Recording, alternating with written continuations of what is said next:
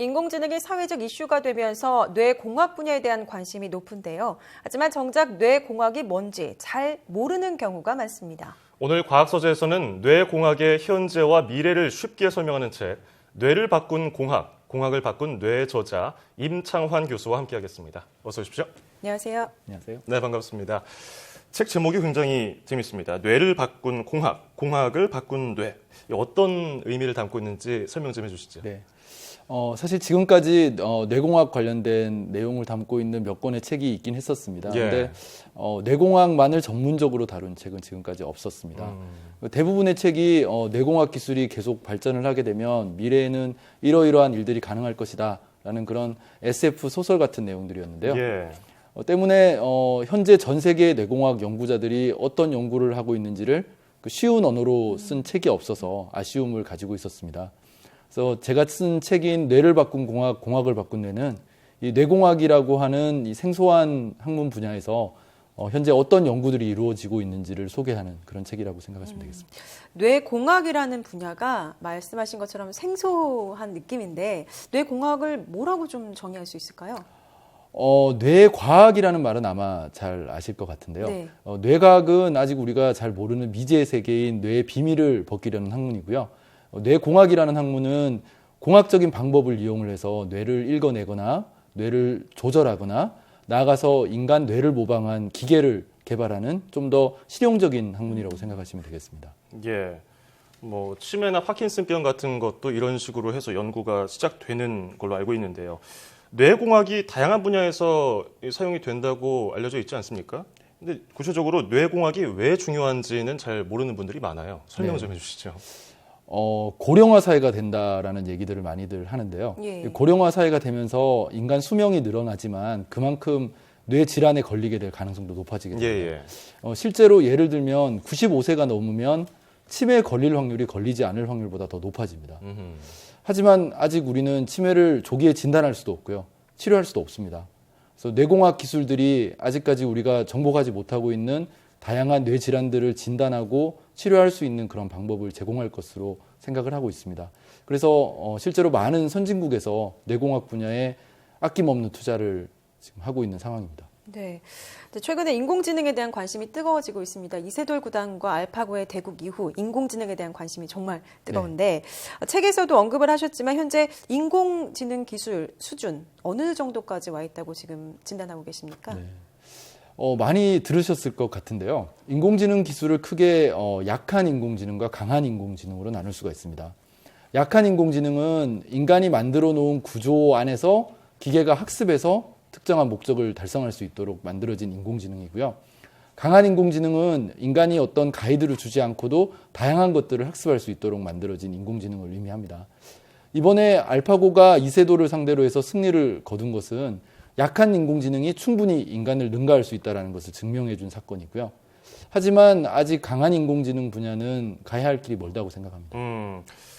그럼에도 세계 유명 과학자들이 인공지능이 가져올 미래 재앙에 대해서 대비해야 한다고 이렇게 경고를 하고 있지 않습니까? 그렇다면 이 강한 인공지능에 대한 대비가 필요하다고 설명을 하는 건데 구체적으로 어떤 준비를 해야 될까요? 아직까지는 그 유명한 SF 소설 작가인 아이작 아시모프가 만들었던 로봇 3원칙 이후에는 따로 인공지능이 가져오게 될 부작용에 대해서 진지하게 고민한 사례가 없습니다. 영화 매트릭스나 터미네이터 같은 그런 공상과학 영화라든가 아니면 최근에 이슈가 됐던 마이크로소프트의 인공지능 테이의 경우에서도 볼 수가 있지만 인공지능은 사용하는 사람들이 어떻게 쓰느냐에 따라서 충분히 악용될 소지가 있다고 생각을 합니다. 그래서 지금부터라도 이 인공지능 기술이 인간에게 이롭게 활용될 수 있도록 많은 연구자들이 힘을 모아서 일종의 연구 가이드라인 같은 것을 제정할 때가 되지 않았나 생각합니다. 그렇군요. 책에서 보면 앞으로 이제 빛이나 소리를 이용해서 감정이나 우울증 치료 같이 뇌의 상태를 조절할 수 있을 거라고 말씀을 하셨거든요. 네네. 이게 실제로 좀 가능한 이야기인 건가요? 네. 이미 동물 실험에서는 충분한 효과가 있다고 보고가 되고 있고요. 네. 가까운 미래에는 사람에게도 적용될 수 있을 것으로 생각을 하고 있습니다. 신경세포에 특정한 단백질을 발현을 한 다음에 특정한 파장을 가진 빛을 쪼여주면 신경세포의 활동성을 마음대로 조절하는 게 가능합니다. 또 머리 밖에서 초음파를 발생시켜서 뇌의 특정한 부위로 전달을 하면 그 부위의 활동을 유도하는 것도 가능합니다. 그러면 다양한 형태의 신경정신질환을 치료하거나 조절하는 게 가능해지는 거죠. 예. 또 책을 보니까 흥미로운 게 있었어요. 뇌파를 통해서 식물 인간과 소통할 수 있다고 설명을 해주셨잖아요. 네. 뇌파로 어떻게 식물 인간과 의사소통을 할 수 있습니까? 뇌파는 뇌의 목소리라고도 불리는 이제 뇌에서 발생하는 신경 전류를 머리 표면에서 측정을 하는 것인데요. 예. 뇌파는 실제로 뇌의 활동을 상당히 잘 반영하기 때문에 이 뇌파를 잘 분석을 하면 서로 다른 생각을 할 때 이 다른 생각들을 분류해내는 게 가능합니다. 예. 그 뇌가 살아있지만 외부하고 의사소통이 닫혀 있는 식물인간하고 비슷한 상태에 있는 분들의 뇌파를 읽어서 분석을 하게 되면 외부하고 의사소통을 하는 시스템을 만드는 것이 기술적으로 가능합니다. 지금 아직 현실에서는 이루어지지 않고 있는 건가요? 기술이 상당한 수준으로 올라와 있고요. 제가 기대하기로는 10년에서 15년 정도 후에는 이제 상용화가 돼서 일반 분들도 사용할 수 있지 않을까 생각을 합니다. 예. 지금 교수님께서 뇌 컴퓨터 접속 분야의 연구를 진행하고 있다고 하는데 어떤 연구인가요? 네. 저희 연구실에서는 주로 사지마비 환자들이 외부하고 의사소통을 할 수 있는 다양한 형태의 시스템들을 개발을 하고 있습니다. 예를 들면 바라보는 것만으로 글자를 타이핑하게 해줄 수 있는 정신적인 타자기라든가 아니면 소리나 빛에 선택적으로 주의 집중을 해서 예, 아니오의 의사소통을 전달할 수 있는 시스템이라든가 아니면 환자들이 떨어져 있는 보호자들을 응급 상황에 호출할 수 있게 하는 그런 비상 호출 시스템이라든가 이런 다양한 시스템들을 개발하고 있습니다.